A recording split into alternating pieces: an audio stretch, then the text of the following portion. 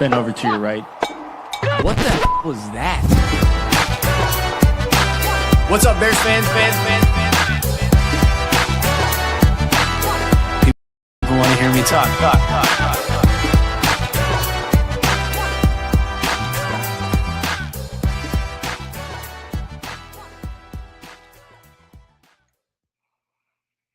What's going on, Bears fans? Welcome to another episode of the Nicholas Moriano Show. I'm your host, Nicholas Moriano, and we have a interesting show today. It's just a preview show, but I officially haven't made a team game prediction at this point in time. I said in the tweet that I put out that I'm going to come to that conclusion by the end of this episode. And hopefully by the end of this episode, I can earn a like, a new subscriber, even a comment on the show. And as we kind of go through everything that I want to talk about, leave your predictions. I want to see what you guys are thinking because I am completely all over the place, especially considering what the Bears are dealing with defensively, not having their top three linebackers, which I'm trying to think if I've ever seen that before, where the Bears are out TJ Edwards, Tremaine Edmonds, Noah Sewell, their top three linebackers going into a game. I don't know if I've ever covered a game where that's been the case, where at least somebody, one of the top guys who gets a majority of those snaps has at least played. But I don't know if I've ever seen that situation for a Bears team that I've covered. But that's the situation that the Bears find themselves in as they prepare to face the AFC North leading Pittsburgh Steelers. And what I think you'll see is Aaron Rodgers under center instead of Mason Rudolph in this one. That's just what I think is going to happen. Obviously, we'll see when come game time. And, I plan to get to Soldier Field early on Sunday just to see who's warming up, who's out there on the field. But it's going to be let's just talk about it. Let's talk about it. What I like to always do is reference next gen stats and NFLpro.com to just kind of give you a, just some important stats to, know about going into this game. And here we'll share the screen actually, because I think this is also a good visual for you guys. So I'm not just reading off stats, but you can see exactly what I'm reading and why it's important going into this game. Add this to the stage here. Hopefully you guys can see that as if whoever's watching right now, but just looking at, again, pro.nfl.com at a glance, the points per game. Bears are 8th in the NFL with 25.8, and the Pittsburgh Steelers are 12th with 24.6. Point differential, -6 for the Bears, 19th, plus 14 for the Steelers at 12th in the league. Record in close games, look at this, 4-1 for the Steelers. Bears are 5-1. So, hey, let's have another fourth quarter, 5 minutes left to go in the game. Let's see who pulls this out, because I feel like that's where this game is ultimately going to end up. Average margin of victory, 9.2, 20th. 6 for the Bears, 29th. Turnover differential. This is the big one. +8 for the Steelers, which puts them at 5th in the NFL. Bears +16, number 1. And then total penalties. 62 for the Steelers. That's 9th best. Bears, 80th. 29th worst in the NFL. So I think it's you can say definitively that the Steelers aren't going to beat themselves, and that can play a big part of who ends up winning this matchup at Soldier Field on Sunday. Going down here, the Bears are favored, -2.5 favorites, under 45.5 according to DraftKings Sportsbook, and then you can take them for the money line right now at -148. And then here, just again, these last ones here, I think are important to kind of look at. Offense, we're looking at the Pittsburgh Steelers offense versus the Bears defense. Overall passing efficiency, 16th for the Steelers. The Bears are 16th. They give the 1-star advantage to the Bears. 18th for the offense for Pittsburgh in rushing efficiency. Bears are 22nd. So you get 1 star for the Steelers. And then pressure rate. Steelers are number 1, and I think there's a bunch of factors that lead into this. One, it is how quickly Aaron Rodgers can get the ball out of his hands, right? Time to throw. I believe he was ranked the 3rd fastest, if I'm not mistaken, and the Bears pressure rate 27th. Haven't been able to get to the quarterback all too consistently this season. Then you look at the opposite end, Bears offense versus Pittsburgh Steelers defense. Passing efficiency, the Bears are 11th. Defense, the Steelers are 15th. No advantage there. Rushing efficiency, and this is also going to be a huge component in this game. The Bears are 6th. Steelers are 19th. So you get 2 stars there. And then pressure rate. Bears 14th.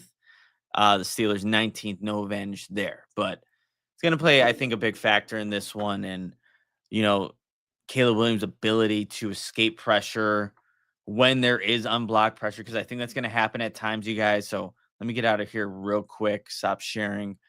When I was looking at blitz rates for the Pittsburgh Steelers, it's not going to be of the magnitude that you saw from Brian Flores and the Minnesota Vikings last week, but they do like to bring the blitz. According to Next Gen Stats, looking down here, they bring the 7th highest blitz rate at 31.6%. So you do already have guys on the edges in TJ Watt, Alex Highsmith, Nick Herbig, who can apply pressure. We can't forget about Keanu Benton, too, in the interior of that Pittsburgh Steelers defensive line. So I expect to see blitzes. I expect to see unblocked defenders running at Caleb Williams. And if that's the case, you need to see more of that Houdini magic to where he's able to evade, but also, make plays off of that. So that's a big thing. I think the next step in, I'm not going to say just Caleb Williams, but this passing game's next evolution is that when Caleb evades a rusher, then you find that next step, that pass downfield, and that takes the pass catchers to adjust with him, to be at their proper angles, to find open space.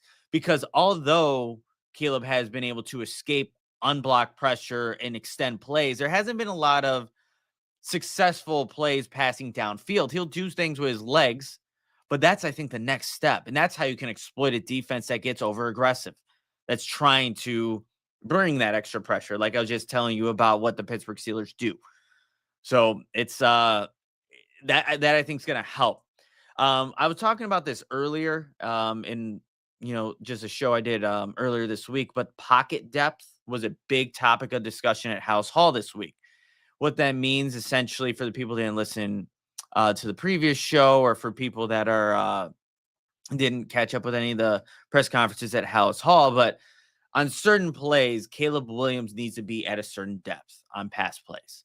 And I was talking to Tyson Bagent to kind of explain that further. And it's like, anytime you're further than that 10-yard mark, you're kind of in the danger zone.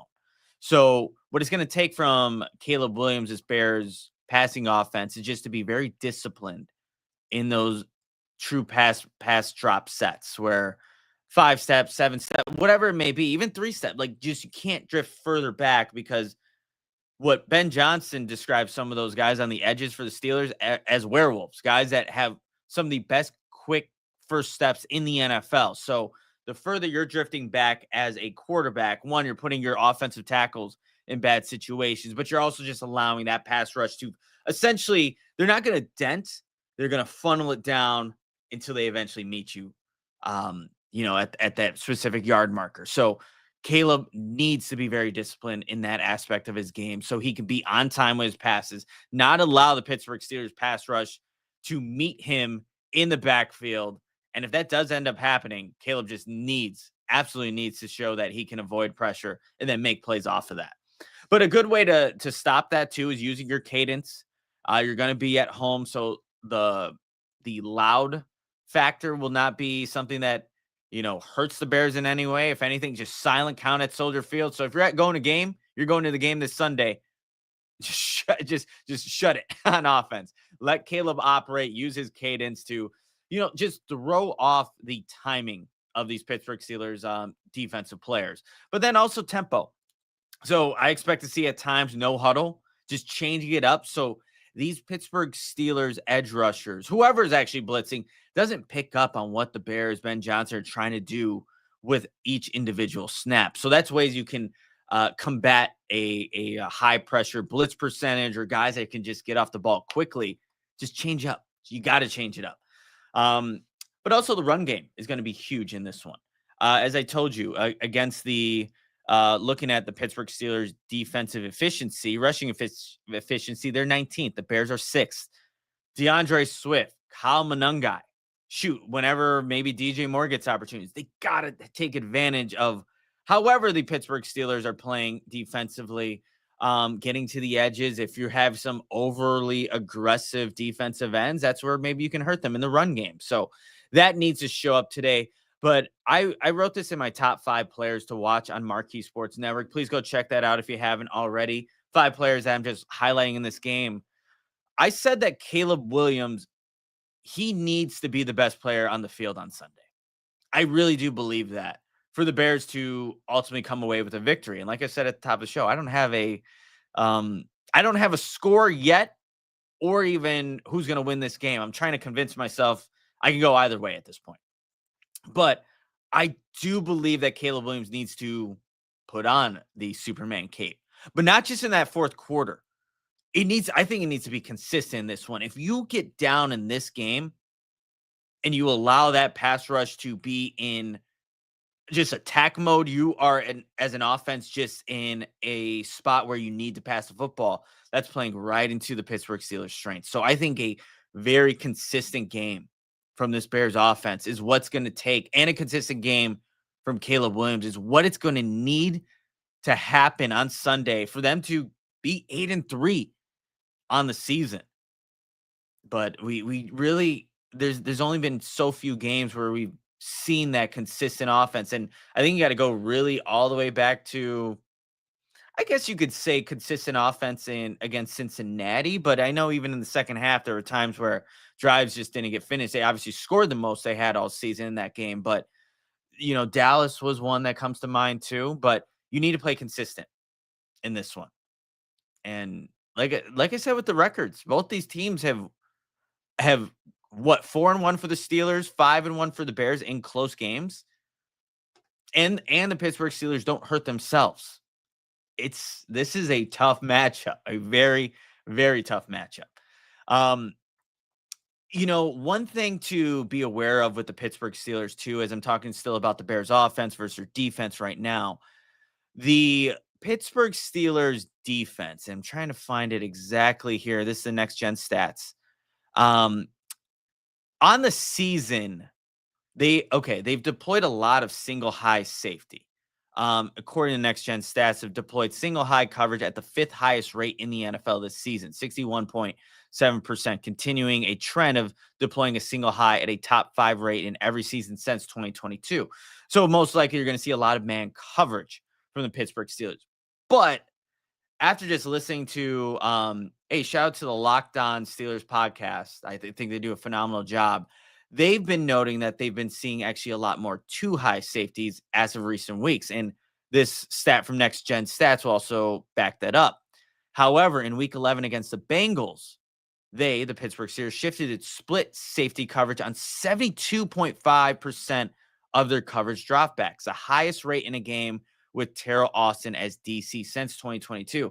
Could that be because you have Jamar Chase, T. Higgins as the weapons there? Possibly, but I don't know if we're going to see quite as much single high safety as maybe the Bears, as much as the Steelers have been doing for a majority of the season. And I know the stats back up Caleb Williams being able to attack single high safety and man coverage, but that's going to be something that's interesting to watch in this one.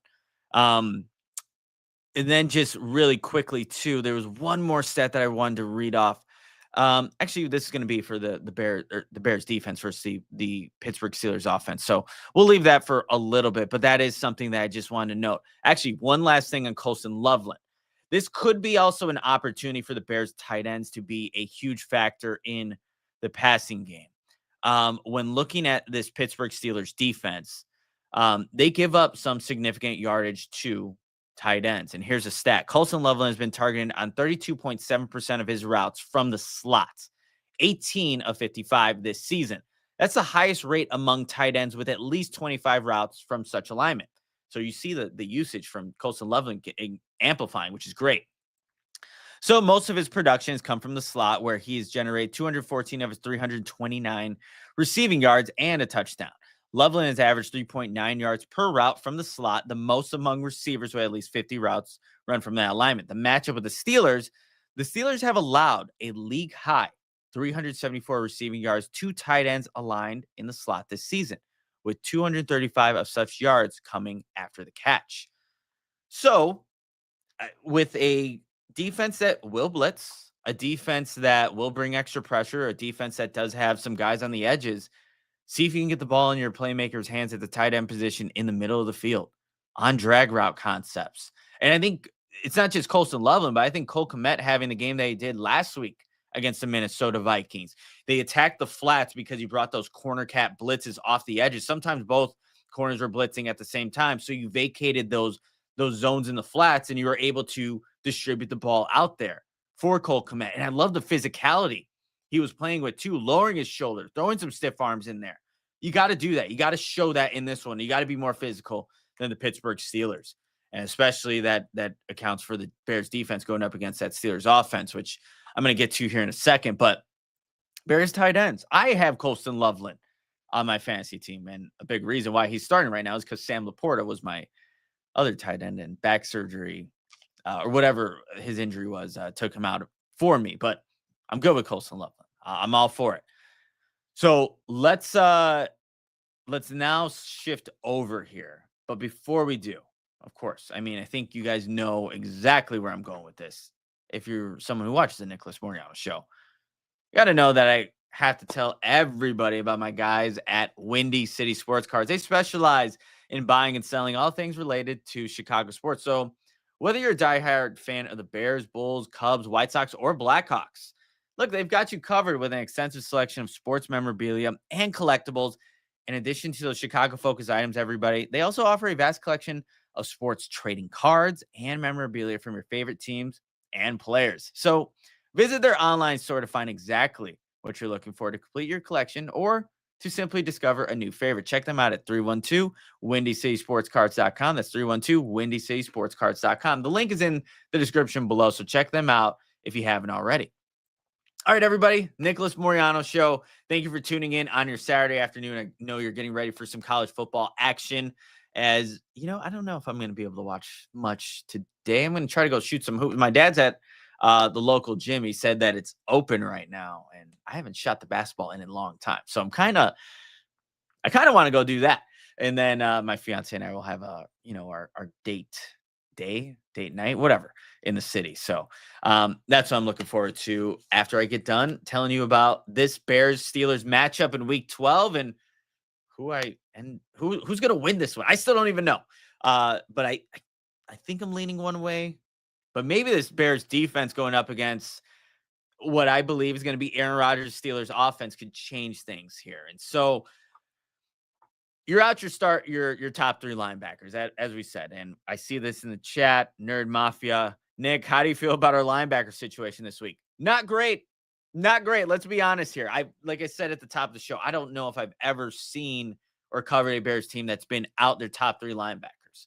And we see here who's going to be one of the guys that's most likely going to be starting in place of TJ Edwards, Tremaine Edmonds, Noah Sewell, Ruben Hippolyte, your rookie that hasn't seen much action this season. I would think DeMarco Jackson, right? And hopefully I should know this because I cover this team, but sometimes I just get confused with names. But DeMarco Jackson.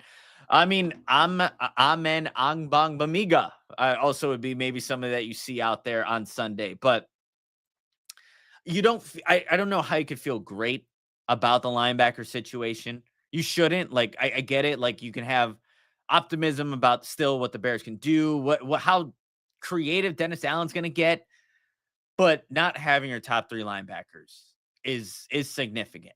And I'm wondering too, the green dot, who's going to be the signal caller for the defense, does that just go to one of the linebackers that is now out there, or does that go to a veteran player like a Kevin Byard? I have no idea. That's something that I'll be curious about when we go and see this matchup on Sunday. But that's something that I think is also a key part, being able to spit out the plays and just get everybody in the right spots and make sure everyone knows their assignments, their duties, given the play call that's given to them by Dennis Allen.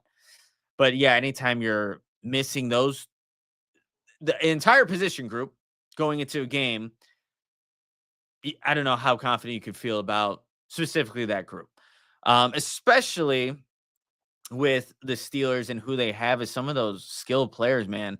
I know Jalen Warren was dealing with an injury, and I think the last time I checked, he was, I think, trending in the right direction, limited, if I'm not mistaken. But that's a guy that's tough to bring down at the running back position.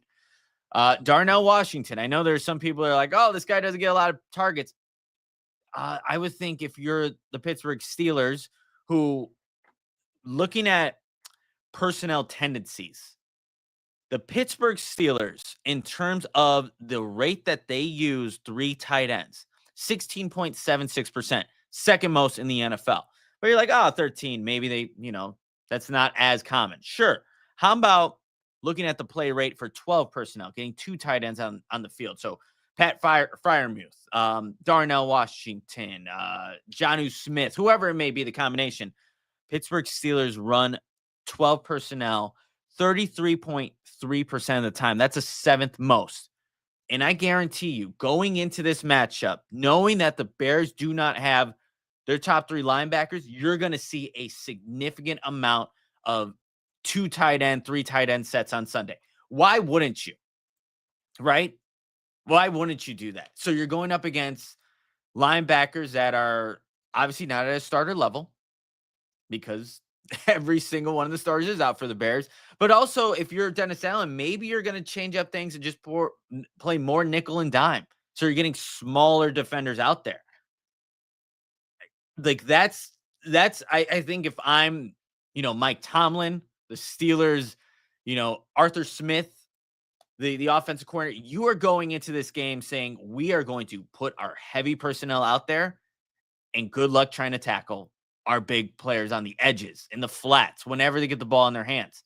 And that's going to be the challenge for this Bears defense. And one of my top 5 players to watch in this game on Sunday that I wrote for MarqueeSportsNetwork.com, go check it out, Jaquan Brisker. I think Jaquan Brisker needs to have a massive game, because I do believe they're going to have him play more in the box in this one, just as a run defender, but someone that can be closer to the line of scrimmage whenever these tight ends maybe get a ball to the flat or a crosser over the middle of the field. Jaquan needs to show that, one, he can make these tackles one-on-one, which I believe he can, but be consistent, man. I don't look for kill shots in this one.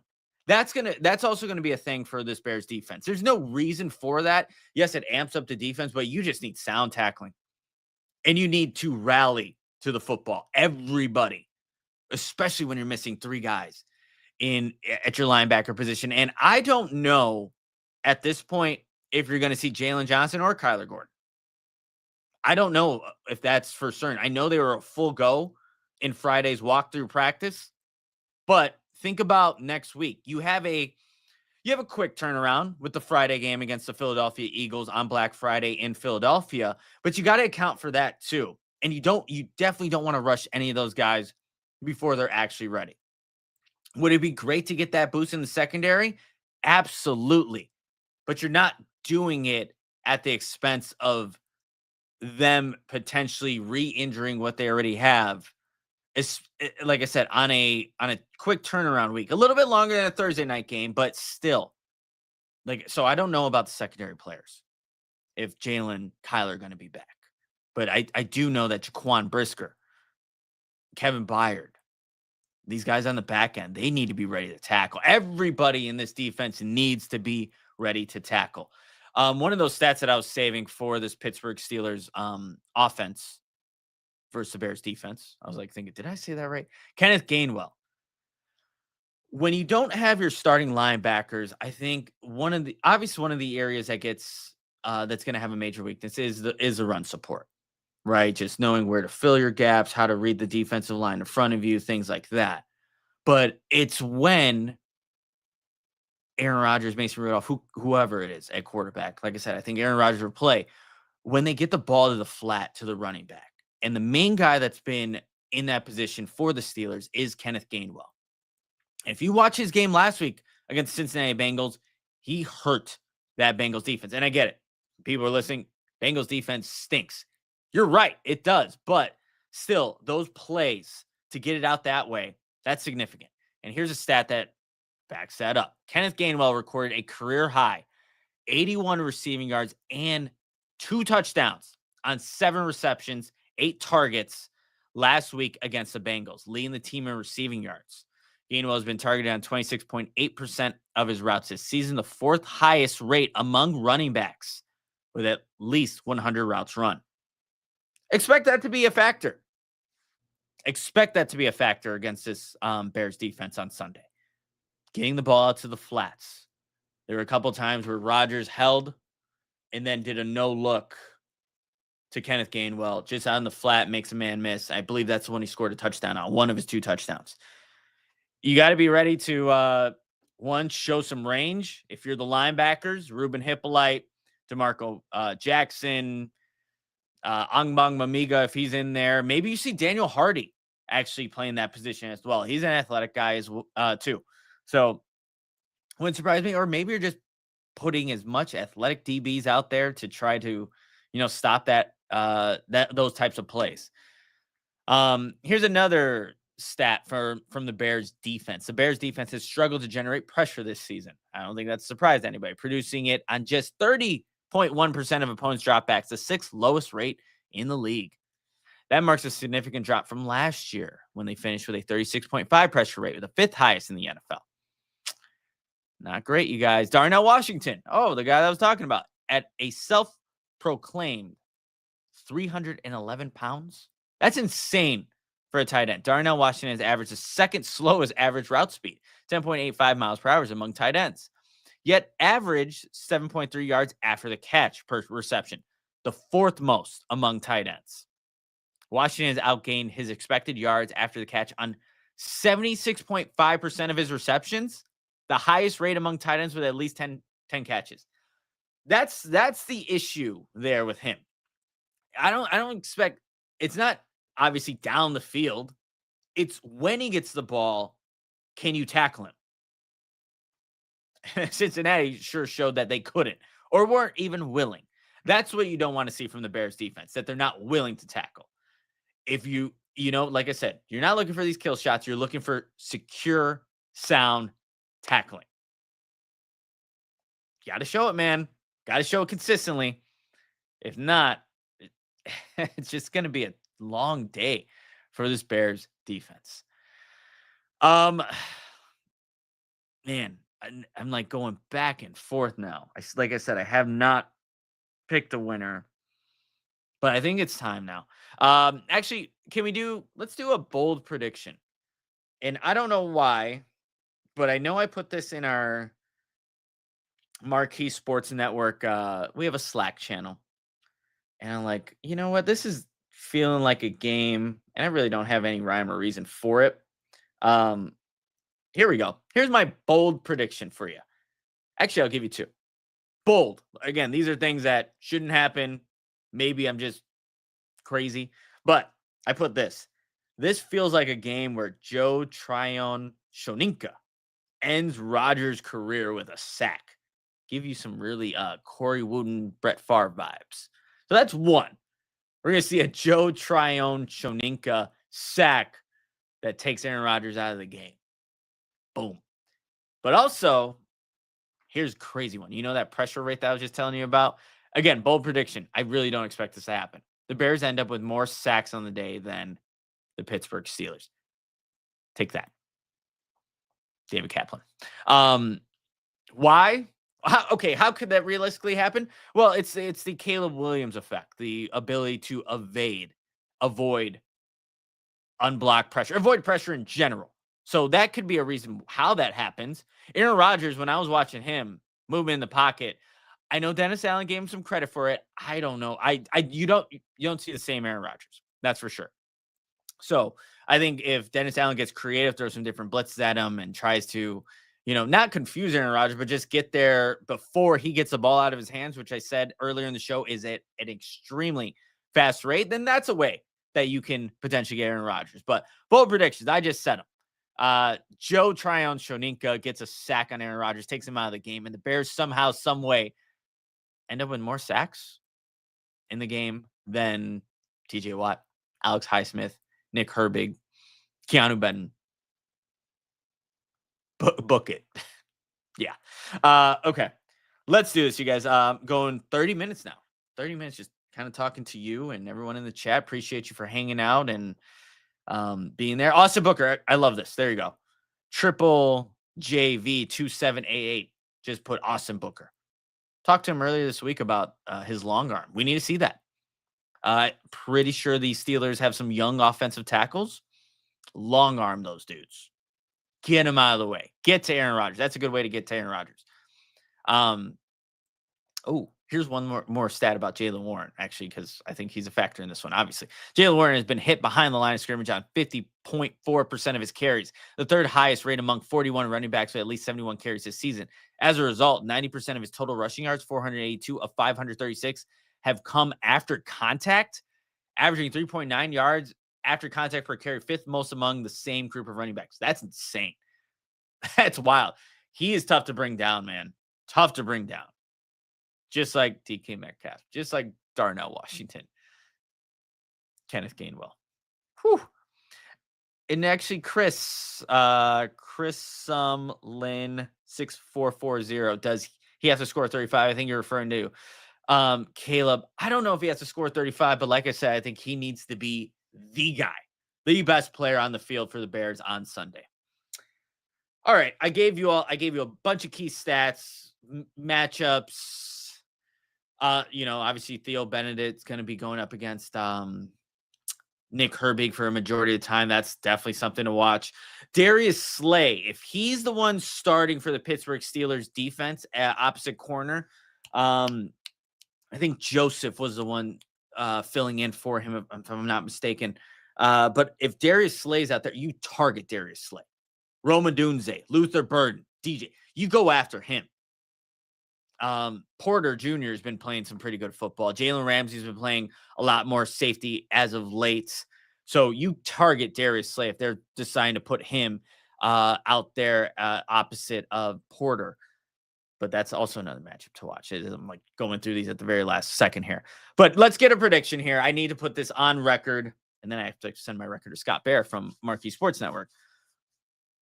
I feel like a lot of my talking is swaying me to pick the Pittsburgh Steelers. I'm being completely honest with you. Just in terms of what the Bears don't have, some matchups I don't like defensively, the pass rush against the Bears. But man, even though everything's telling me to pick the Pittsburgh Steelers, I'm going the opposite way, man. I'm going the opposite way. I'm going to go Bears 24, Steelers 20. The Bears show that what they've been really showing all this season is that they are a different team. And I know they are dissipated by injury. Just defensively, you might not have still some of your top secondary players, Jalen Johnson, Kyler Gordon, we'll see on that one, but you don't have your linebackers. And this is a great comment that just came in here right now. Cash Taylor 7466. Offense needs to score touchdowns. Do not depend on Santos. Play to score. Touchdowns need to happen in this one. Completely agree. Love that comment here at the end because they need to. They need to score touchdowns. And what I didn't even bring up, shame on me, is the takeaways that are going to be, I think, a potential huge component of this game. The Bears, when they don't commit any takeaways, are 0-2. Actually, 0-2 when they don't commit any force any takeaways. That would be the loss against the Detroit Lions and the loss against the Baltimore Ravens. Not one takeaway in those. They also obviously lost week 1 against the Minnesota Vikings, but they did get that pick 6 on JJ McCarthy. So you need to take the ball away. And as of right now, the Pittsburgh Steelers have actually been pretty good at protecting the ball. Let's see. The Steelers have turned the ball over just 10 times this season, 7 interceptions, 3 fumbles. The Bears are 0-2 in games when the defense has not created takeaway. So that's going to be a big one in this. But the Bears have shown that they will create turnovers or create takeaways. Sorry, I remember I said that to Jerron Dexter after one of the games in the locker room. He's like, it's not turnovers, it's takeaways. I'm like, Okay. Create takeaways. They have pride. That's a prideful group, and they showed that they can do that. I don't think you're not going to get the egregious throws that JJ McCarthy showed, but can you get a takeaway in Aaron Rodgers at Soldier Field for maybe one last time? I think there could be opportunity, especially if you can apply some type of pressure. But even though everything's telling me to take Pittsburgh, you guys, Bears 24, Steelers 20, 8-3, still on top of the NFC North.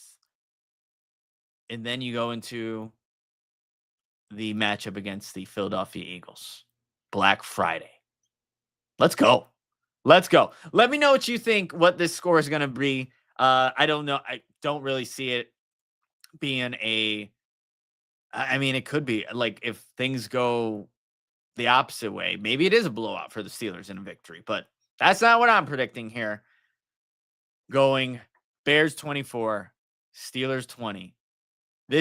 I think this game will show a lot about the Bears coaching staff, what they can do, what Dennis Allen can do with a defense that's without his 3 linebackers, what Ben Johnson does to, go up against a pass rush that can get after the quarterback quickly and, just find ways to win this game. And, hey, Brandon Green 1166. Is Rodgers playing? It hasn't been officially announced. He's questionable, but I do think you see number 8 out there for one last time. What realistically could be one last time at Soldier Field. But Bears 24, Steelers 20, improved to 8-3 in the season. Let me know your score prediction or your biggest concern going into this game in the comments. And if I have earned a new subscriber, for someone to share this YouTube channel, please do so. Here, it helps grow my algorithms in the Bears YouTube community, and just kind of gets me out there, maybe in front of different brands that can potentially want to partner up with me. But if you know anybody, send them my way. Always looking to partner up with awesome brands here. But that's going to do it for this episode of the Nicholas Moriano Show. Thank you, everybody, for hanging out on your Saturday morning. Enjoy the rest of your day. If you're going to the game on Sunday, I'll be there as well, watching from the press box in what should be a very interesting game between two teams that really don't play all that often against each other. Actually, you know what? Let me, before I head out, just give you some of the stats here of what it looks like for the Bears. Let's see. Where is it? The big key. Nope, that's not that one. I want to go to my top 5 players to watch, which you can check out on MarqueeSportsNetwork.com. Chicago Bears are 12-1 all time against Pittsburgh Steelers at Soldier Field. Last time these two teams played in Chicago occurred in 2017, which ended with a Bears 23-17 victory in overtime. Mike Glennon was the Bears quarterback. Fun stats there. What is the weather on Sunday? Am I watching? Oh, you're watching from Japan. Wow, that's awesome. I believe it's going to be really nice, if I'm not mistaken. I'm doing a weather report right at the very end of the show here. But Sunday, 54 degrees. That's beautiful for this time of year. Beautiful for November football. So, should be fine. Should be fun.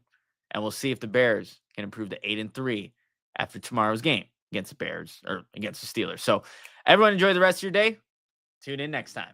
Adios. Bend over to your right. What the was that?